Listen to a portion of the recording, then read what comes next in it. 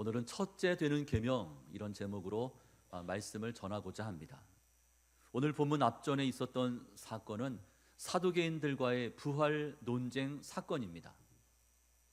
부활이 없다고 믿었던 사두개인들은 예수님을 공경에 빠뜨리고자 의도적으로 난해한 질문을 던졌습니다. 어떤 질문이었습니까?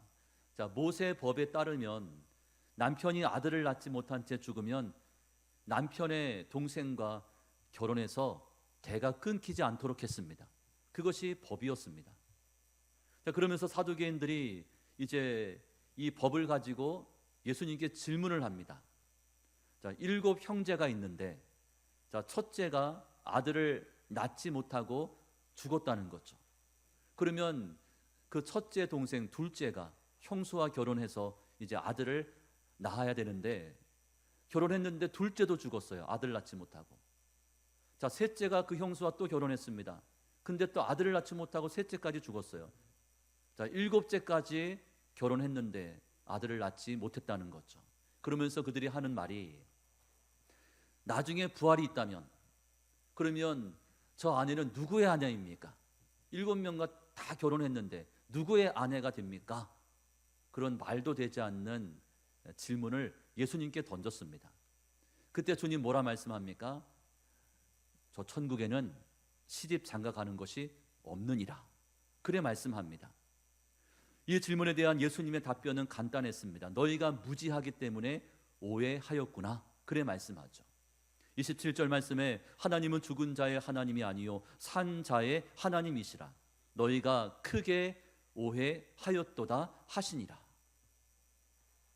이 같은 변론 장면을 옆에서 지켜보던 서기관 중 한 사람이 예수님께 묻습니다. 28절에 모든 계명 중에 첫째가 무엇입니까? 라고 물었습니다. 모든 계명 중에서 단연 으뜸이 되는 첫 번째 계명에 관한 질문이었습니다. 예수님은 이 질문에 답을 하면서 그동안 유대인들이 복잡하게 생각해왔던, 그들이 오해하고 있었던 그 수많은 율법과 계명들을 하나로 정리해 주었습니다. 그리고 율법에 명시되어 있는 하나님의 뜻이 무엇인가를 밝히 드러내셨습니다. 사실 유대인들은 하나님께서 그들에게 주신 이 율법의 참 뜻을 이해하지 못했습니다. 율법을 받았지만 그 뜻이 무엇인가를 알지 못했습니다. 그래서 그들은 율법을 문자 그대로 있는 그대로 지키는 것이야말로 영생 얻을 수 있는 길이라 그렇게 확신했습니다. 이런 확신을 가리켜서 어리석은 확신 또는 위험한 확신이라고 말합니다.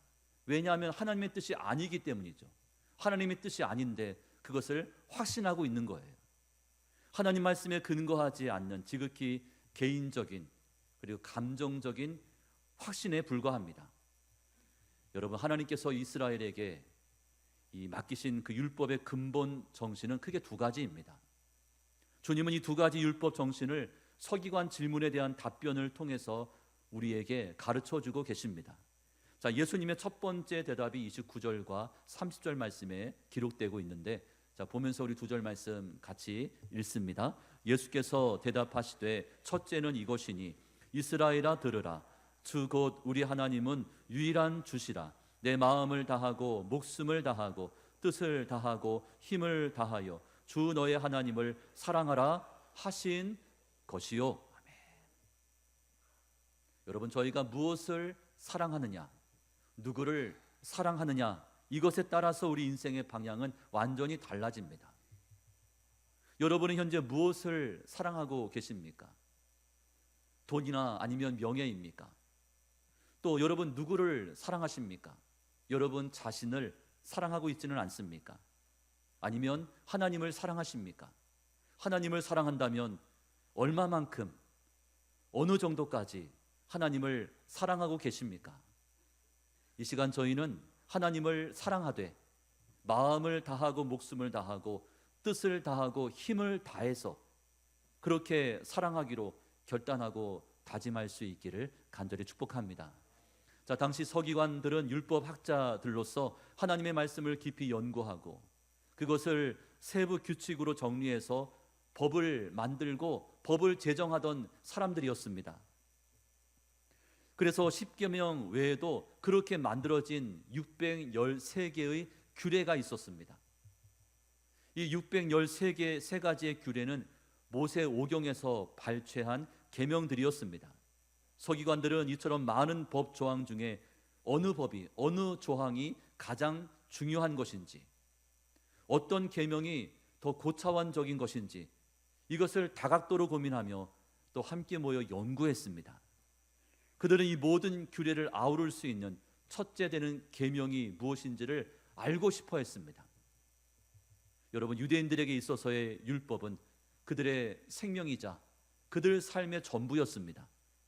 그들은 무엇을 결정하고 선택할 때, 또 어떤 것에 가치를 매기고 우선순위를 정할 때 항상 율법을 앞세웠습니다. 율법에 근거하여 그 모든 것들을 판단하며 결정했습니다. 따라서 모든 계명 중에 첫째 되는 계명이 무엇입니까? 라는 이 질문은 곧 인생에서 가장 중요한 것이 무엇입니까? 라는 질문과 같은 질문이었습니다. 이처럼 인생에서 가장 중요하고 절대적인 것, 가장 가치 있는 것을 저희가 안다는 것은 매우 중요한 문제입니다. 그것이 무엇인지를 알게 되면 내 삶의 기준과 푯대를 정확히 세울 수 있기 때문에 저희가 이 세상 사는 동안 갈등하거나 방황할 필요가 없는 것이죠. 시행착오를 줄일 수가 있습니다. 자, 예수님 말씀하시기를 우리 하나님만이 유일하신 주시라, 유일하신 주인이시고 유일하신 주권자가 되신다라고 말씀합니다. 이 말씀은 이스라엘이 40년 광야 생활을 마치고 젖과 꿀이 흐르는 가나안 땅으로 들어가기 직전에 모세의 고별 설교를 통해서 주신 말씀이었습니다. 자, 신명기 6장 4절인데요. 우리 이 말씀 같이 읽겠습니다. 이스라엘아 들으라, 우리 하나님 여호와는 오직 유일한 여호와이시니라. 아멘. 여러분, 우리 하나님은 오직 한 분이시며 그 하나님께서 천지 만물을 창조하셨습니다. 당신의 언약에 따라 이스라엘을, 그리고 저와 여러분을 당신의 자녀로 선택하셨습니다. 또 하나님은 인류를 구원하시기 위해서 독생자 예수 그리스도를 이 땅에 보내주셨습니다. 그를 믿는 자에겐 영생을, 구원을 선물로 허락하셨습니다. 이처럼 여호와 하나님은 유일하신 창조주 하나님이시면서 그리고 우리의 구원자가 되시기 때문에 하나님은 경배와 찬양과 영광 받으시기에 합당하신 분이십니다. 여러분, 이 사실을 믿으십니까? 아멘. 그래서 예수님은 여호와 하나님을 사랑하되 내 마음을 다해서 사랑하라고 명합니다. 여기서의 마음은 사람의 지정의를 포함한 전인격을 말합니다. 하나님은 저와 여러분의 전인격적인 사랑을 원하십니다. 부분적인 사랑이 아니라 온전한 사랑을 요청하십니다. 또 목숨과 뜻과 힘을 다하라고 말씀하고 있습니다. 이 다한다는 이 말씀이 4번씩이나 반복이 되고 있는데, 자, 이 말은 자기 생명을 불태워서 온 마음으로 아낌없이 사랑하라는 그런 뜻입니다. 이처럼 하나님을 향한 저희의 사랑은 전인격적인 사랑, 그리고 순교적인 사랑이어야 합니다. 자, 그렇다면 순교적인 사랑은 어떤 사랑입니까? 마음을 다해서 전심으로 사랑하는 것, 목숨을 다하여 죽기까지 사랑하는 것이죠. 그리고 뜻을 다해서 자발적으로 사랑하는 것이며, 또한 힘을 다하여 열정적으로 사랑하는 것, 그것이 바로 순교적인 사랑입니다. 마음을 다하고 목숨을 다하고 뜻을 다하고 힘을 다해서 우리 여호와 하나님만을 사랑할 수 있는 그런 저희 모두가 될 수 있기를 간절히 축원합니다. 자, 성경에 등장하는 인물들 가운데 예수님을 전폭적으로 또 열정적으로 순수하게 순교적인 사랑을 했던 대표적인 사람은 바로 막달라 마리아입니다. 마가복음 14장 말씀이죠. 예수께서 베다니 나병 환자 시몬의 집에서 식사하실 때에 한 여자가 매우 값진 향유, 그 순전한 나드 한 옥합을 가지고 와서 그 옥합을 깨뜨려 예수의 머리에 부었다고 했습니다. 그녀는 자신의 옥합을 깨뜨려 그 값비싼 향유를 예수님께 모두 쏟아부었습니다. 이 옥합의 가격은 당시 300데나리온이었습니다.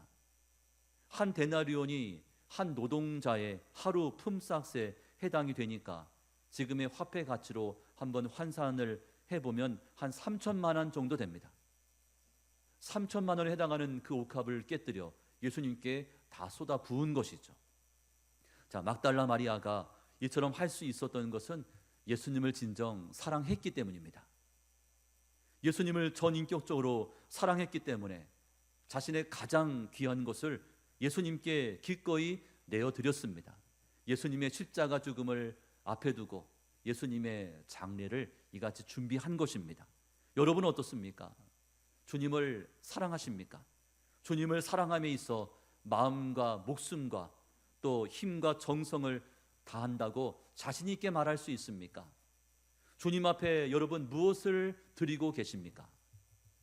자, 율법의 두 번째 정신은 이웃을 사랑하는 것입니다.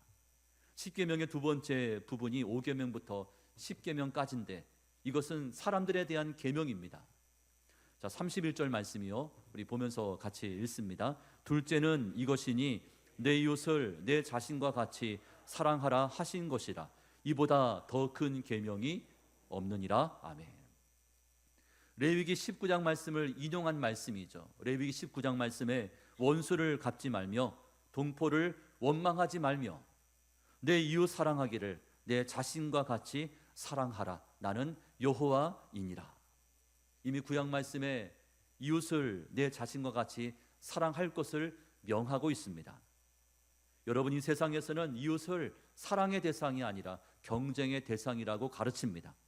밟고 일어서야 한다. 그와의 경쟁에서 뒤처지면 낙오자가 된다. 그러면서 옆에 있는 사람을 사랑의 대상이 아니라 경쟁의 대상이라고 그렇게 가르쳐 왔습니다.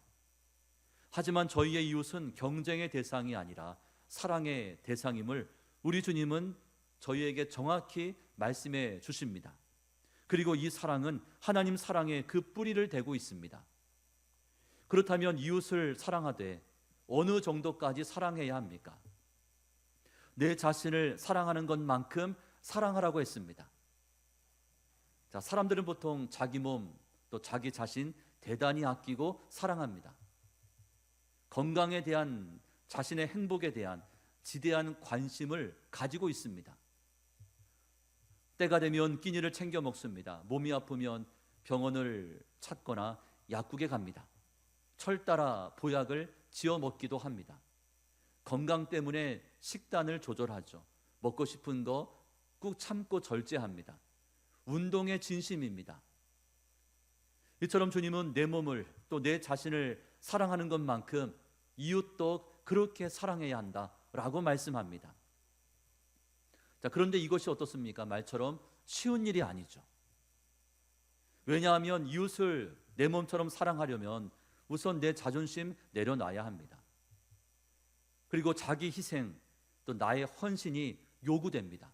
그러니까 쉽지 않은 겁니다. 그래서 사람의 의지와 노력 가지고는 이웃 사랑을 끝까지 실천할 수가 없습니다. 자, 그러면 이웃에 대한 사랑은 어떻게 실천할 수가 있겠습니까? 근본적으로 사람에게선 이런 사랑, 그런 선한 모습을 기대할 수가 없습니다. 왜냐하면 사람의 본성 자체가 악하기 때문에, 또 죄로 얼룩져 있기 때문에 그렇습니다.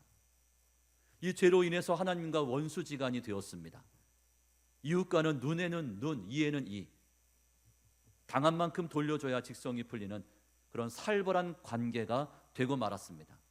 그저 원수를 갚겠다고 칼을 갈고 있는 거예요. 자, 그런데 하나님은 저희가 잃어버린 그 사랑을 다시금 저희에게 회복시켜 주셨습니다. 독생자 예수님을 십자가에 내어주시기까지 저희를 사랑해 주신 겁니다. 우리에 대한 사랑을 친히 보여주셨습니다. 이 십자가 사랑을 통해서 하나님과 단절되었던 관계가 여러분 다시금 회복이 되었습니다. 그뿐 아니라 이 십자가 사랑은 이웃을 내 몸처럼 사랑할 수 있는 그 넉넉한 주님의 마음, 그리고 담대한 용기와 또 그런 마음을 저희 가운데 가져다 주었습니다. 자, 요한일서 4장 10절과 11절 말씀에 기록하죠. 우리 두 절 말씀이요. 우리 같이 보겠습니다. 시작. 사랑은 여기 있으니 우리가 하나님을 사랑한 것이 아니요 하나님이 우리를 사랑하사 우리 죄를 속하기 위하여 화목제물로 그 아들을 보내셨습니다. 사랑하는 자들아, 하나님이 이같이 우리를 사랑하셨은즉 우리도 서로 사랑하는 것이 마땅하도다. 아멘. 여러분, 저희가 하나님을 먼저 사랑하는 것이 아니라 하나님이 저희를 먼저 사랑해 주신 겁니다. 저희는 그 하나님의 사랑을 먼저 받은 자로서 그 주님의 사랑 가지고 이같이 이웃을 내 몸처럼 사랑할 수 있는 것이죠. 오직 십자가의 사랑, 하나님의 사랑을 경험해 본 사람만이 그 사랑 가지고 이웃을 기꺼이 사랑할 수 있는 것입니다. 그러므로 하나님과의 관계 회복이 항상 먼저입니다. 하나님과의 관계가 회복이 되어서 하나님의 사랑을 우리 안에 채우고 하나님의 사랑을 공급받아야, 그 하나님의 사랑이 내 안에 있어야 그 사랑을 가지고 이웃을 내 몸처럼 사랑할 수 있는 것이죠. 여러분, 내 사랑 가지고는 여러분 이웃을 내 몸처럼 사랑할 수가 없습니다. 대신 내 안에 부어진 하나님의 그 사랑 때문에 내 이웃을 내 몸처럼, 심지어 내 원수까지라도 사랑할 수 있는 줄로 믿습니다. 자, 주님 말씀하시기를 이보다 더 큰 계명이 없다고 했습니다. 다시 말해서 만일 저희가 우리 이웃을 내 몸처럼 사랑하게 되면 그 사람은 이미 율법의 모든 계명을 다 지킨 것과 다름이 없다는 그 말씀입니다. 사랑의 계명을 지키게 되면 613가지의 그런 규례와 계명들이 있지만 그것을 지키지 않아도 사랑의 계명을 지키고 있다면 그 모든 계명을 다 지킨 것과 진배 없다라는 말씀입니다. 예수님의 이 말씀을 듣고 있던 그 서기관은 큰 은혜를 받게 됩니다. 그러면서 다음과 같이 말합니다. 32절과 33절 말씀에 보면 서기관이 이르되 선생님이여 올소이다. 하나님은 한 분이시요 그 외에 다른 이가 없다 하신 말씀이 참이니이다. 또 마음을 다하고 지혜를 다하고 힘을 다하여 하나님을 사랑하는 것과 또 이웃을 자기 자신과 같이 사랑하는 것이 전체로 드리는 모든 번제물과 기타 제물보다 나으니이다. 하나님을 사랑하고 또 이웃을 사랑하는 것, 이웃을 내 자신처럼 사랑하는 것이 모든 제물보다 또 어떤 제사보다 훨씬 더 나은 것이라고 그렇게 고백하였습니다. 서기관은 예수님의 말씀을 통해서 신앙의 본질이 무엇인가를 깨닫게 됩니다. 하나님이 기뻐하시는 믿음 또 신앙이란 하나님 사랑 또 이웃 사랑하는 것임을 자신의 입술로 고백하였습니다. 613가지의 계명은 이 두 가지의 율법 정신을 기준으로 해석을 하고 또 그것을 우리 삶에 적용해야 한다는 그 사실도 알게 되었습니다. 하나님은 사랑의 하나님이시기 때문임을 깨닫게 됩니다. 자, 요한일서 4장 7절과 8절 말씀에 사랑하는 자들아 우리가 서로 사랑하자. 하나님은 사랑은 하나님께 속한 것이니 사랑하는 자마다 하나님으로부터 나서 하나님을 알고 사랑하지 아니하는 자는 하나님을 알지 못하나니 이는 하나님은 사랑이심이라. 여러분, 하나님을 믿습니다, 하나님을 사랑합니다 라고 고백하면서도 옆에 있는 이웃을 사랑하지 못하고 있다면 어찌 그 말이 진실이겠습니까? 하나님을 알지 못하나니 이는 하나님은 사랑이기 때문에 이웃을 사랑하지 않는 자들은 하나님을 사랑하지 않는 것이고 하나님을 믿지 않는 것이라고 그렇게 말씀하고 있습니다. 이제 말씀을 맺습니다. 여러분, 하나님을 사랑하십니까? 자, 그런데 하나님을 사랑한다는 구체적인 증거가 무엇입니까? 여러분, 하나님을 사랑한다는 증거는 이웃 사랑을 통해서 증명할 수가 있습니다. 요한일서 4장 20절에 나와 있는 말씀인데요, 우리 이 말씀도 보면서 우리 같이 읽겠습니다. 누구든지 하나님을 사랑하노라 하고 그 형제를 미워하면 이는 거짓말하는 자니 보는 바 그 형제를 사랑하지 아니하는 자는 보지 못하는 바 하나님을 사랑할 수 없느니라. 아멘. 자, 시몬 베드로는 예수님을 3번씩이나 부인한 다음에 고향에 내려가서 고기를 잡고 있었습니다. 그 마음이 얼마나 낙심이 되고 얼마나 착잡하며 또 얼마나 죄책감 가운데 빠져 있었겠습니까? 부활하신 주님은 그 베드로를 찾아가셨습니다. 그리고 그 베드로에게 3번의 질문을 던집니다. 그 질문의 내용이 무엇입니까? 요한의 아들 시몬아, 내가 나를 사랑하느냐? 사랑에 대한 질문이었죠. 다른 하실 말씀도 많이 있었을 텐데, 근데 베드로 보자마자 시몬아, 네가 나를 사랑하느냐? 사랑하느냐? 사랑하느냐? 3번을 질문합니다. 베드로는 뭐라고 대답합니까? 주님, 그렇습니다. 제가 주님을 사랑하나이다. 3번의 질문에 대해서 똑같이 같은 대답을 합니다. 제가 주님을 사랑합니다. 육신적인 연약함 때문에 주님을 3번씩 부인했지만, 그렇지만 제 마음의 중심만큼은 주님을 사랑하고 있습니다라는 그런 대답이었습니다. 자, 그러자 예수님은 베드로의 이 같은 어리석음과 그의 죄와 믿음 없음을 용서해 주셨죠. 그러면서 그에게 다시금 사명을 회복시켜 주십니다. 당신의 영혼을 베드로에게 맡기셨습니다. 자, 뭐라고 말씀합니까? 내 양을 먹이라, 내 양을 치라, 그렇게 말씀합니다. 여러분, 하나님께서 기뻐하시고 아끼시는 그 영혼들, 내 형제와 자매들, 또 우리의 이웃을 내 몸처럼 돌보고 사랑하는 것이야말로 저희가 하나님을 사랑한다는 증거이자 율법의 완성된 모습인 줄로 믿으시기를 바랍니다. 여러분, 확신 질문 5가지를 한번 드려볼게요. 화면에 보시면 5가지 질문과 답을 기록해 드렸습니다. 제가 질문하면 여러분들은 큰 소리로 대답해 주시면 됩니다. 첫 번째, 율법의 첫 번째 정신이 무엇입니까? 하나님을 향한 우리의 사랑은 어떤 사랑이어야 합니까? 율법의 2번째 정신이 무엇입니까? 누가 이웃을 내 몸처럼 사랑할 수 있습니까?